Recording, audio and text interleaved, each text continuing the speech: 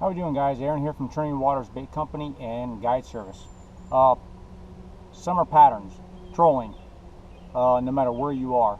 A few tips and techniques and tactics that I wanted to share with you guys. And there's certain times of the year where the fish go deeper on deeper edges, maybe open water.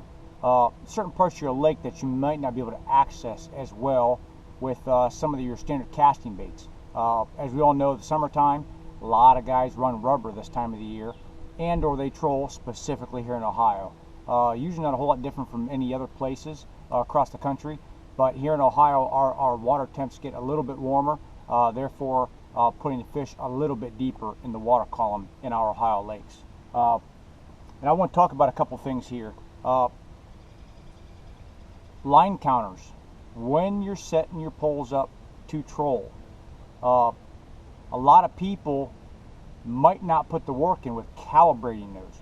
Fill them full of line, go out and troll, put 30 feet back on this bait, 40 feet back on this bait, so on and so forth. And yes, you can catch fish, but can you duplicate it? So a great way to duplicate it, when I'm putting my line on my line counters, I'll usually overfill them. And there's really honestly no reason to put more than 300 feet or 100 yards of braid on your reels. So now here's where a little bit of math comes into play. You have to put enough monofilament for backer line. So I usually run like a 20 or 25 pounds, something real cheap. Walmart, local sporting goods store, just anything cheap. It doesn't have to be good line. It's just got to work to backfill these spools right here. So I'll get it to where it looks about close. Typically you want to try to be 1/8 of an inch from the top of your spool right there, if you can see right there.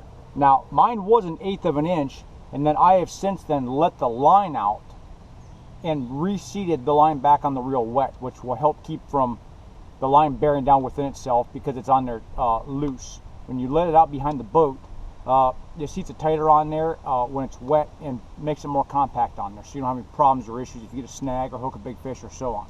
So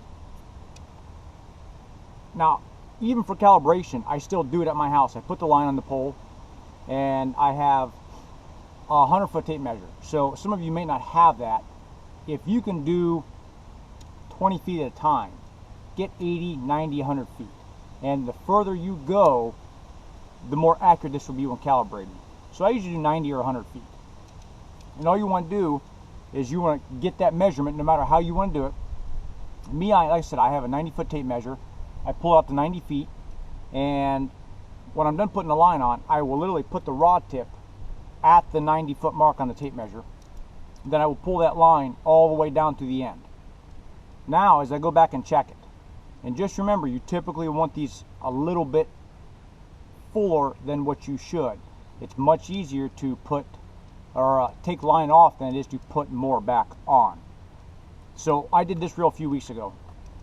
When I did it, I pulled exactly 90 feet, and my line counter right here read 84. So if you read under what you're actually pulling off, that means you have too much line on.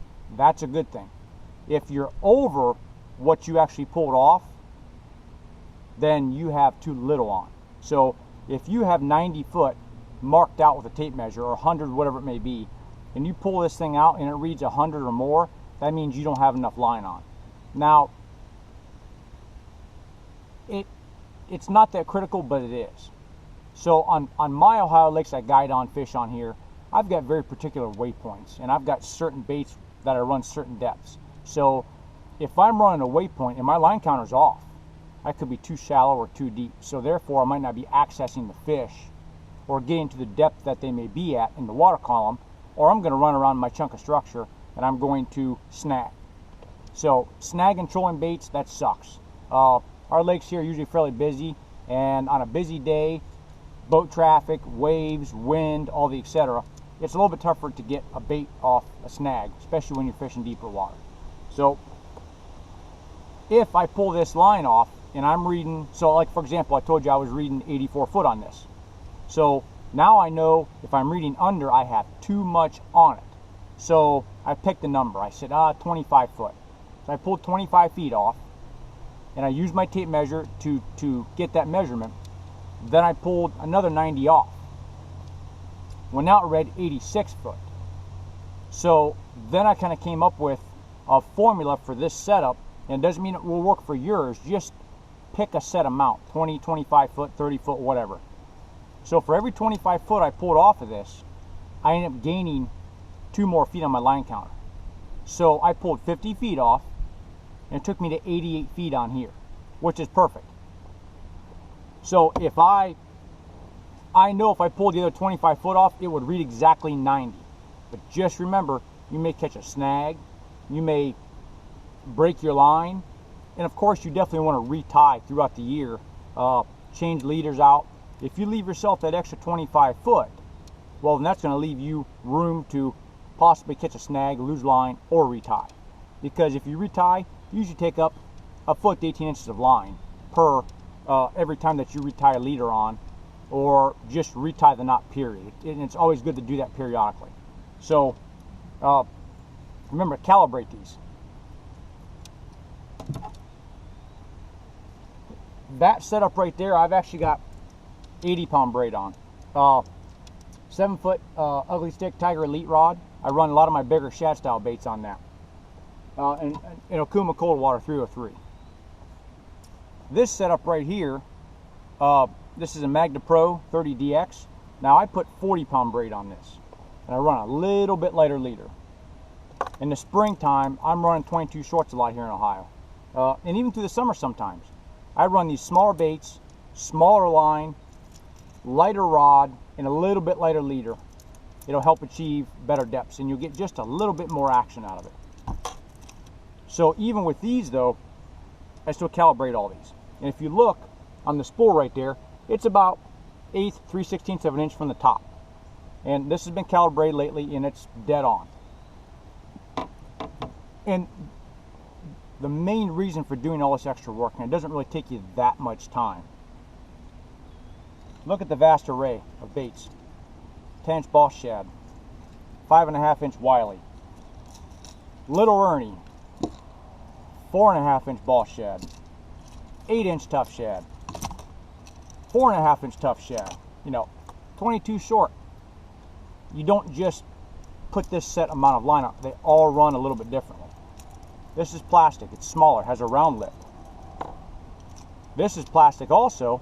It's got a coffin style lip. All the lips are a little bit differently. Your Boss Shad, this is wood, big round lip. So you have to create depth charts and dive curves for all these baits. So say you're running a 4.5-inch Boss Shad, and just say 80 feet of line back is 15 foot down for you with 80-pound braid. Well, you're most definitely not going to run the same amount of line out for this, because bigger bait, way bigger lip, therefore it's going to dive more aggressively. Same thing for this. The dive chart's going to be similar on these, but still one's wood, one's plastic, coffin style lip, round lip. And the distance upon which the line tie is out off the front nose of the bait can make a difference as well. So when you're calibrating your reels, for 10 years I drove around, I got my waypoints, and I ran every manufacturer's bait, and I got a starting point. So say this 4.5-inch Boss Shad, I want to target 10 foot deep. I put the boat in about 10 foot of water. I put 30 feet of line out. That's a good starting point. A lot of your standard shad style baits, 25 to 40 feet of line out is going to get you about 10 foot. But it's all varied upon your setup, your speed, how heavy a line, how big is your leader. Are you running a 12-inch, an 18, or 36? So anytime that you put anything larger diameter in front of your bait, it's going to create lift. And the more you have there, the more line you have to put out. So for my setups, I run like a 12-inch leader. Most of my shad style baits, whether it be this or Boss Shad, Tough Shad, I run 80-pound braid on everything. So I think this bait here, I think it is 36 feet back for 10 down. That's on my setups. You could be 30, You could be 40, you could be 45, you could be right dead on with mine. But you have to figure that out. And like I said, there's so much variance in every single setup. How well is your line counter calibrated? What kind of leader do you have? So, and the Wiley's here. This 5.5 inch Wiley here, I'll run that on 80 pound braid. I think 40 feet back is 6 foot down. And because of the style of lip and where the line tie is positioned, that's about your maximum depth you're going to get from this bait. You can get more if you want to add weight. Myself personally, I don't add weight to stuff in Ohio here to achieve deeper depth. Some guys do. That's a whole different set of learning how much weight, how much line back, where to position the weight, and really with the baits we have and how we fish in Ohio, it's not it's not a necessary evil. You don't have to do it. Guys at St. Clair, even Chautauqua, some of the other lakes in the area, they still like to run this profile, so they add snap weights to it. This thing here, I can pretty much get it down as deep as I want to in Ohio, and you don't have to go super deep in Ohio for a lot of these fish that you can't catch throughout the whole entire summer. These bigger baits like this, there absolutely is a time of the year where we like to go and fish a lot deeper water.